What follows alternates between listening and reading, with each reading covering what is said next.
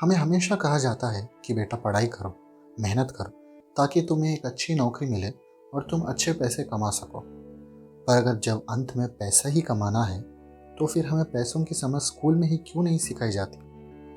ऐसा क्यों है कि इतनी डिग्रियों के बाद भी लोग फाइनेंशियली स्ट्रगल करते हैं? ऐसा क्यों है कि अमीर और अमीर होता जाता है और गरीब और गरीब?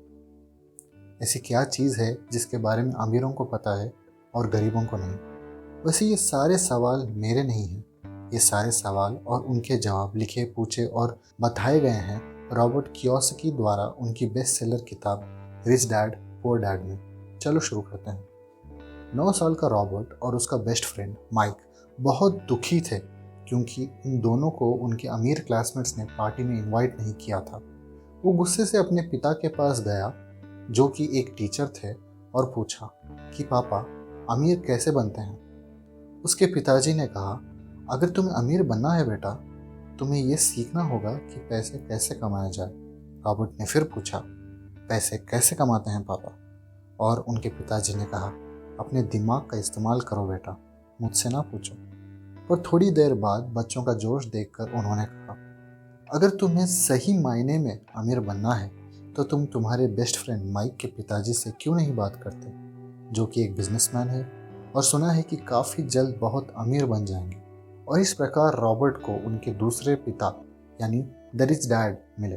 रिच डैड जो असल में उसके दोस्त माइक के पिता थे, और रॉबर्ट के असली पिता पुअर डैड एक दूसरे से काफ़ी अलग थे। उनकी पैसों की समझ में भी बहुत फ़र्क था। पुअर डैड बहुत पढ़े लिखे, इंटेलिजेंट और पीएचडी होल्डर थे, जबकि रिच डैड 8वीं फेल थे। दोनों अच्छा खासा कमाते थे, पर एक के पास हमेशा पैसों की कमी होती और एक कुछ ही सालों में अपने शहर के सबसे अमीर इंसान बन गए थे।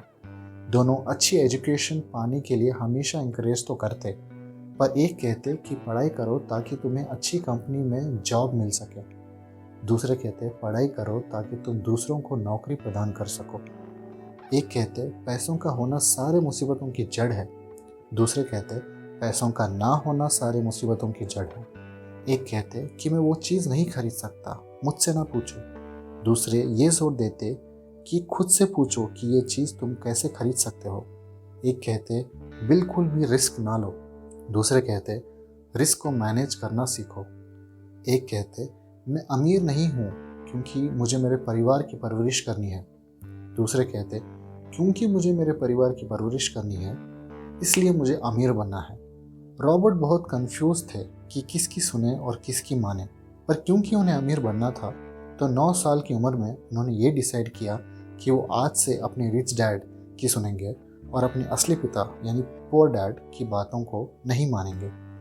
अपने पहले लेसन में रिच डैड ने बतलाया कि गरीब और मिडिल क्लास वाले पैसों के लिए काम करते हैं, जबकि अमीरों के केस में पैसा उनके लिए काम करता है, और यही बात अमीरों को गरीबों से अलग करती है। उन्होंने समझाया कि लोगों की ज़िंदगी को 2 इमोशंस कंट्रोल करते हैं, एक है डर और एक है लालच या ख्वाहिश। डर पैसा ना होने का, जो हमें मोटिवेट करता है हर सुबह उठने और काम पर निकलने का, और एक बार हमें पैसा मिल जाता है तो लालसा जग जाती है।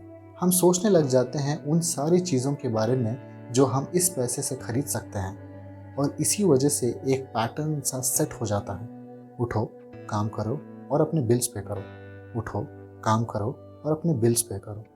उनको और पैसा दो, वो और काम करेंगे और खर्च करेंगे, और ये साइकिल कंटिन्यू होता रहता है। इसी चीज़ को रिच डैड कहते हैं रैट रेस, यानी चूहे की दौड़ जो कभी खत्म नहीं होती।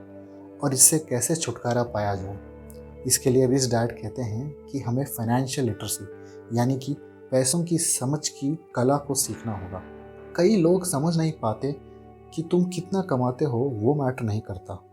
मैटर ये करता है कि तुम कितना सेव कर पा रहे हो। हमने अक्सर सुना और देखा है ऐसे लोगों के बारे में जो एकदम से अमीर तो बन जाते हैं, पर पैसों की समझ ना होने के कारण सब गंवा देते हैं। या वो खिलाड़ी जो 24 साल की उम्र में करोड़पति बन जाता है और कुछ ही सालों में सब गंवा देता है। इसलिए अपने फ्यूचर के लिए हमें फाइनेंशियली लिटरेट यानी पैसों को समझने वाला बनना चाहिए।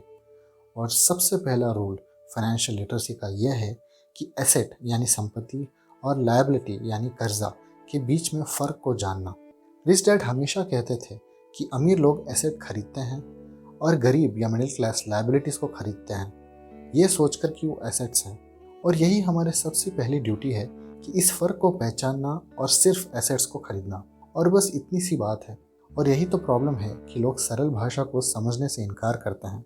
लोग एसेट और लायबिलिटी के बीच में कंफ्यूज रहते हैं। आसान लफ्ज़ में रिच डैड के अनुसार एसेट वो चीज़ है जो जेब में पैसा लाती है और लायबिलिटी वो चीज़ है जो जेब से पैसों को निकालती है। क्योंकि रॉबर्ट और माइक अभी बच्चे थे तो रिच डैड उन्हें सिंपल डायग्राम से एक्सप्लेन करते ताकि उन्हें जल्दी समझ आ जाए। वो पहले एक पेपर पर इनकम स्टेटमेंट या जिसे प्रॉफिट एंड लॉस स्टेटमेंट भी कहा जाता है उसका चित्र बनाते, जिसका काम था कि अपने खर्च का हिसाब दिखाना, कितना पैसा अंदर आया है और कितना बाहर। और दूसरा डायग्राम होता बैलेंस शीट का, जहां हम हमारे एसेट्स और लायबिलिटीज़ को कंपेयर करते हैं। अब जैसे एसेट्स हमारे जेब में पैसा डालता है तो एसेट का जो कॉलम है बैलेंस शीट पर वो हमारी इनकम में मुनाफा कराता है और लायबिलिटी का कॉलम हमारे खर्चों को और बढ़ाता है। अगर हम किसी गरीब का बैलेंस शीट देखें तो उनकी इनकम का सिर्फ एक ही सोर्स है जो उनकी जॉब है, और वो जितना भी कमाते हैं सारे घर खर्च में खत्म हो जाते हैं। एक मिडिल क्लास इंसान की सैलरी थोड़ी हाई होती है, उनकी भी इनकम का सिर्फ एक ही सोर्स है, पर वो अपने आप को कर्जे में डुबा देते हैं, जैसे car loan, home loan, credit card, education loan, जो लायबिलिटीज़ है और उनके खर्चे को बढ़ा देती है। और इस चक्कर में वो कभी एसेट जमा नहीं कर पाते। लेकिन जब हम एक अमीर इंसान का कैश फ्लो देखते हैं तो उनके एसेट्स जैसे कि रियल इस्टेट, शेयर्स, बॉन्ड्स, जो उनकी इनकम तो जनरेट करती ही है और उनके खर्चे का भी ध्यान रखती है। और तो और बाकी बचे पैसों को वो फिर से इन्वेस्ट करते हैं अपने एसेट्स में। आसान भाषा में ये सिंपल कैश फ्लो डायग्राम्स ये जताती है कि इंसान अपने पैसों को कैसे मैनेज करता है। चलो एक उदाहरण लेते हैं। एक यंग कपल जिनकी अभी अभी शादी हुई है, अच्छी खबर यह है कि दोनों कमाते हैं तो उनकी इनकम ज़्यादा है, पर ज़्यादा इनकम है तो ज़्यादा टैक्सेस। अब जो घर में ये रह रहे हैं वो किराए का है, छोटा और पुराना सा। सो ये डिसाइड करते हैं कि नया घर ले ले लोन पर, नए घर के साथ नई कार, नए फर्नीचर, इलेक्ट्रॉनिक आइटम्स घर के लिए। और ये सारे खर्चे देखते देखते इतने हो जाते हैं कि अब ये कर्ज में फंस चुके हैं।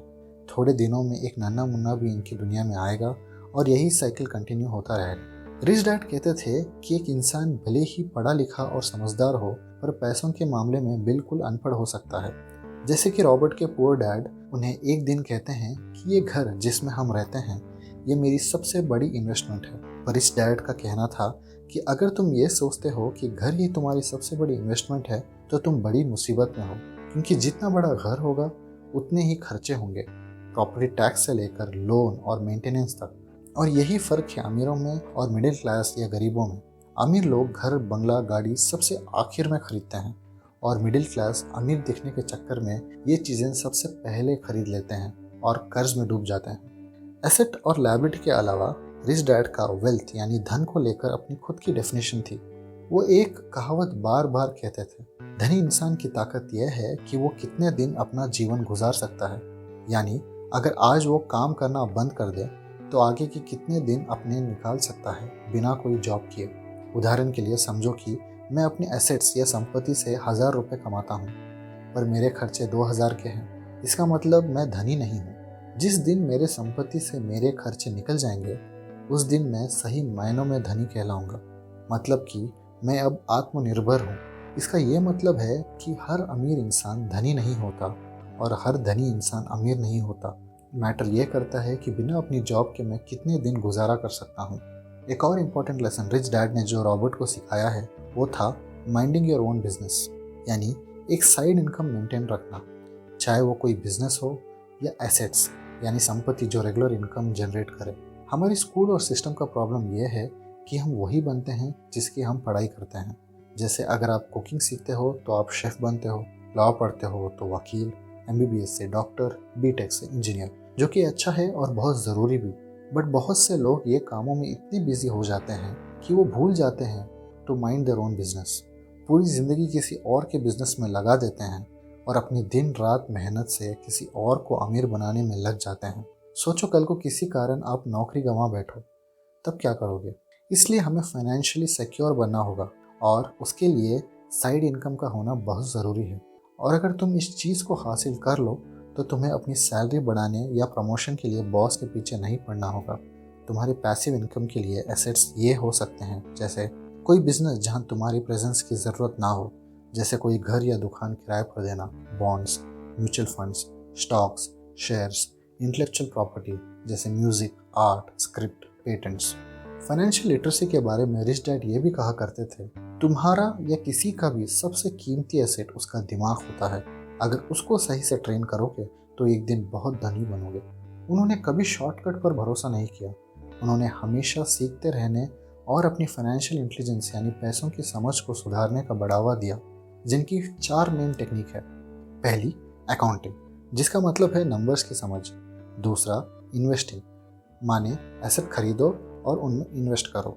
तीसरा, मार्केट की समझ, माने ये समझना कि मार्केट में किस चीज़ की सप्लाई और डिमांड चल रही है। जैसे अगर आप सोना खरीदो और उसकी डिमांड मार्केट में कम हो रही है तो फिर क्या फ़ायदा। और चौथी चीज़, कानून, अपने देश का कानून जानना ज़रूरी है ताकि तुम कुछ गलत ना कर बैठो। यही 4 बेसिक्स है और इन्हीं से हमें खेलना है और सीखना है अगर धनी बनना है तो। आखिरी लेसन जो रिच डैड ने रॉबर्ट को सिखाया वो ये है कि अपने इमोशंस को कैसे कंट्रोल किया जाए, स्पेशली हारने के डर को। वो कहते थे, अमीर और गरीब में अंतर यह है कि अमीर अपने डर, स्पेशली पैसों को लेकर जो डर है, उनको कंट्रोल और मैनेज करना जानता है। पैसे गवा देने का डर जायज़ है और सबको होता है। यहाँ डर प्रॉब्लम नहीं है, पर उस डर को कैसे मैनेज करें ये हमें सीखना होगा और यही चीज़ जीवन में सुधार लाती है। ज़्यादातर लोगों के लिए पैसे गवा देने का डर पैसे कमाने की खुशी से कहीं ज़्यादा है और वो गलत नहीं है, बट इससे वो कभी आगे नहीं बढ़ेंगे। लेकिन अगर तुम्हें पैसों से आज़ादी चाहिए तो हमें ये समझना होगा कि जीत हार के बाद ही तो आती है। साइकिल कोई पहली बार में ही नहीं चला लेता या बैट पकड़ते ही कोई 6 नहीं मार देता। मैंने आज तक कोई ऐसा अमीर नहीं देखा जिसके थोड़े बहुत पैसे कभी नहीं डूबे हों।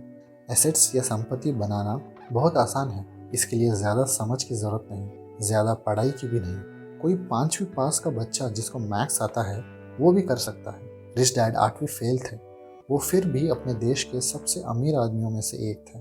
सबसे इम्पोर्टेंट ये है कि तुम्हारा एटीट्यूड कैसा है डर और हार के प्रति। विनर्स को हारना पसंद नहीं, पर वो हारने से डरते भी नहीं, और यही अंतर उन्हें औरों से अलग करता है। हमारे नौजवान जो अभी स्कूलों में हैं या जिन्होंने अभी अभी नौकरी करना शुरू किया है, उन्हें एसेट और लायबिलिटी के फ़र्क को जानने की बहुत ज़रूरत है। माँ बाप को ज़रूरत है कि वो उन्हें फाइनेंशियल लिटरेसी यानी पैसों की समझ दे और उन्हें तैयार करे दुनिया का सामना करने के लिए। स्कूल तो फिलहाल पैसों के बारे में कुछ पढ़ाता नहीं, उनका फ्यूचर हमारे आज के चॉइसेस पर निर्भर करता है, कल के नहीं। तो दोस्तों, ये थी रिच डैड और पुअर डैड की बुक समरी। इन चीज़ों को और विस्तार में जानने के लिए आप ज़रूर ये बुक पर इन्वेस्ट कीजिए, लिंक डिस्क्रिप्शन में है। ये बुक एक एसेट है जो हमें जीवन को जीने का अलग नज़रिया देती है। धन्यवाद।